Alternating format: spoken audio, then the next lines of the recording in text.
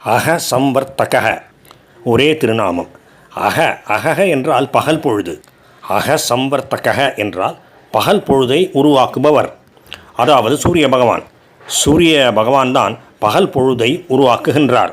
சூரிய ஒளி எப்பொழுது நமக்கு கிடைக்கின்றதோ அதுதான் பகல் என்று அறியப்படுகின்றது. அப்படி பகல் பொழுதை உருவாக்குகின்ற சூரியனாக இருப்பது பகவானே ஆவார். சூரியனை சூரிய நாராயணன் என்று குறிப்பிடுகின்ற வழக்கம் கூட இருக்கின்றது. உங்களிலே அனைவருக்கும் இது தெரிந்திருக்கும். பகல் பொழுதை உருவாக்குகின்ற சூரிய பகவானாக திகழ்கின்ற ஸ்ரீ மகாவிஷ்ணுவுக்கு நமஸ்காரம்.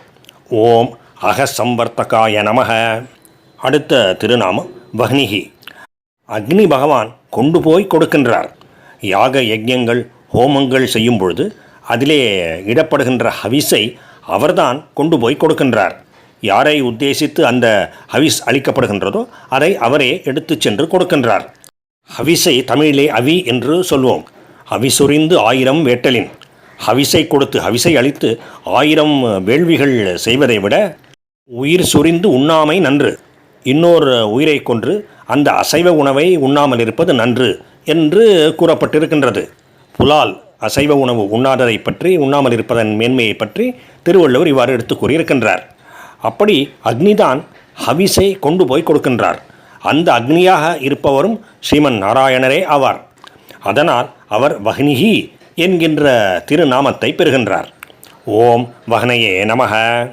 அனிலக. பொதுவாக காற்று எங்கேயுமே நிலைத்து நிற்காத தன்மையை கொண்டது. இங்கிருந்து அங்கு செல்லும், பிறகு அங்கிருந்து வேறொருடம் செல்லும், இவ்வாறு. எனவே நிலைத்த தன்மையை கொண்டிராத காற்றுக்கு அனிலக என்று பெயர். அந்த காற்றாக இருப்பவர் பகவான் என்பதால் அவருக்கும் அனிலக என்கின்ற திருநாமம் பொருந்தி வருகின்றது. ஆனால் இந்த திருநாமத்துக்கு வேறு பொருட்களும் உண்டு. பகவானை தவிர தங்கும் இடம் வேறு எதுவுமே இல்லை. எவருக்குமே வேறு தங்கும் இடம் எதுவும் இல்லை. எல்லாமே அவரிடத்திலேயே ஒடுங்குகின்றன.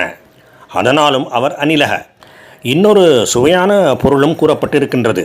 பகவானே எல்லாமாக இருப்பதால் அவர் ஒடுங்கும் இடம் இல்லாதவர். பிரளயத்தின் முடிவிலே கூட அவர் தன்னையே ஒடுக்கிக் கொள்கின்றார், பரம்பொருளாக ஆகிவிடுகின்றார். எல்லாமே அவராக இருக்கும் பொழுது அவர் எங்கு போய் ஒடுங்க முடியும்? ஆக பகவான் ஒடுங்குதல் இல்லாதவர், அதாவது அவர் ஒடுங்குவதற்கு உரிய இடம் என்று எதுவும் இல்லாதவர். அதனாலும் அவர் அனிலக. பகவானுக்கு ஆதி இல்லை, அவருக்கு தொடக்கமே இல்லை, அவர் எப்பொழுதும் இருப்பவர். அதனாலும் அவருக்கு அனிலக என்கின்ற திருநாமம் பொருந்தும். காற்றாக இருப்பவர் பகவான், அதனால் அவர் அனிலக என்று ஏற்கனவே சொன்னேன்.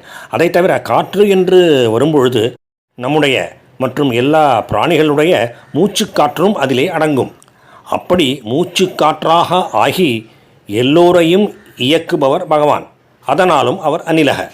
இவ்வாறாக அனிலக என்கின்ற திருநாமத்துக்கு வெவ்வேறு வகைகளிலே வெவ்வேறு விதமான பொருள்கள் ஆதிசங்கரர் அவரால் தன்னுடைய பாஷ்யத்திலே எடுத்து கூறப்பட்டிருக்கின்றன. ஓம் அனிலாய நமக. பகவானின் அடுத்த திருநாமம் தரணி தரக. தரணி என்றால் பூமி, இந்த உலகம். அதை தரிப்பவர், அதை தாங்குபவர். அதனால் அவர் தரணி தரக.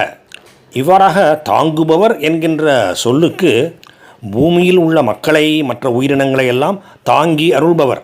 எல்லோருக்கும் அவரவர்களுக்கு உரிய வாழ்வு ஆதாரத்தை அளித்து எல்லோரையுமே அவரே தாங்குகின்றார். அதாவது தரணி பூமி என்கின்ற சொல்லை பூமியிலே இருக்கின்ற எல்லா உயிர் இனங்கள் என்று ஆகுபெயராக கொள்ளலாம். அப்பொழுது எல்லோரையும் அவரே தாங்குபவர் என்று பொருள் ஆகின்றது.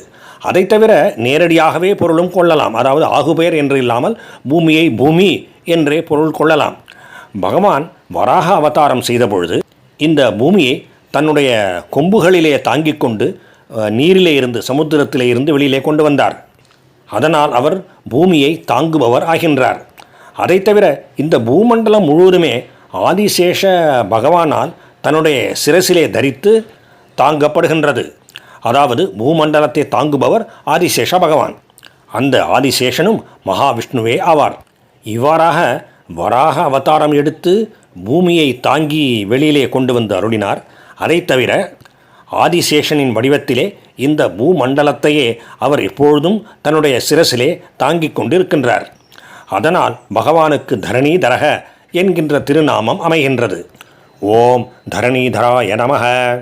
பகவானுக்கும் பகவானின் திருநாமங்களுக்கும் பக்தர்களுக்கும் நமஸ்காரம்.